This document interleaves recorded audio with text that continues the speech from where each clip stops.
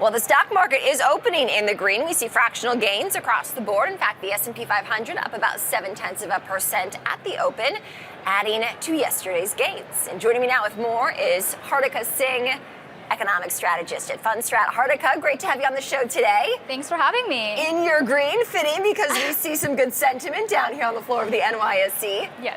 What is the sentiment indicator telling you right now? We see an IPO like BitGo, and that's got to have a positive effect.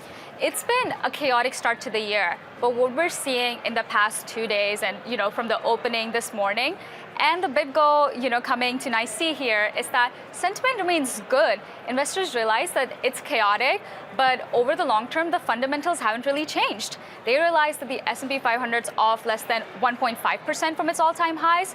So in the long term, these big picture items, they may work out, but in the short term, buy the dip reigns supreme. M&A turns out to be good, and also we have earnings picture coming and continue to come in really strong right now. Okay, I want to dive deeper into some of those fundamentals. Today at 10 a.m. Eastern, we will get a read on inflation. The next Fed decision is next week. When it comes to its dual mandate inflation and jobs, what are those telling you, the indicators that we see so far? Yeah, so PCE, it's really important for it to come in lower than expected. We want to see inflation continue to move down in the right direction. And I think that would just reiterate that, inflation is not the thing we need to be worried about right now. It's the job market we all need to be paying more attention to. The Fed meeting is next week, and, they will be paying greater attention to this. But I think at the end of the day, unless something crazy comes out in this PCE report, the Fed's likely not going to change what they're going to do in their January meeting.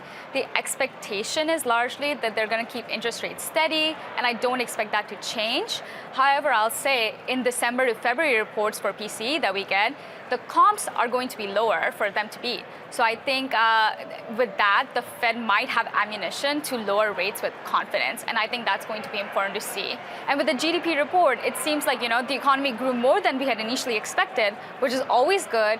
The early estimates via Atlanta Fed's GDP Now tracker show that in the fourth quarter, GDP is for the year on track to go 5.4%, which is just incredibly high to think about, given that we had the longest ever shutdown on record.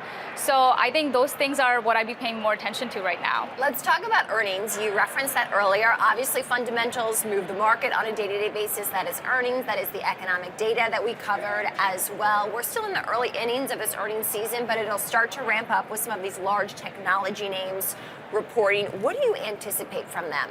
The Max 7 have just been the lax 7. They're the AI stalwarts, the hyperscalers. But at the end of the day, their stocks have just been flopping since September. And that's concerning because there's such a big weightage in the market right now. I think what investors would really like to see is that these hyperscalers are communicating what their plan is with AI and all the capex that they've poured into it. I think if they're saying, hey, we're still figuring it out as we go, investors are not going to like that. Their patience is already running thin, and it's abundantly clear that there's plenty of smaller names that are looking to close the leading gap with them.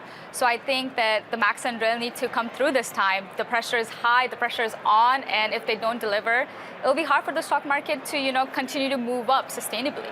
We are expecting earnings growth for the S&P 500 during this reporting season. The stock market trading right near a record high. That is good in terms of a market condition for a company like BitGo to tap the capital markets. Hartika, anything you're watching as it relates to Davos and how that might set the tone over these next few weeks?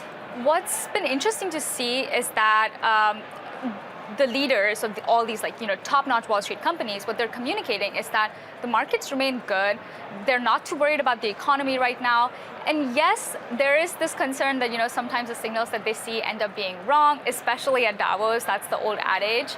But at the end of the day, if they're not seeing signs of concern when they're so tapped into the economy, like Jamie Dimon or Ken Griffin, I think there's not really all that much for investors to be worried about. At the end of the day, we're seeing corporate bond spreads continue to be really low, the lowest since June 2007. That's crazy considering that the appetite is so high.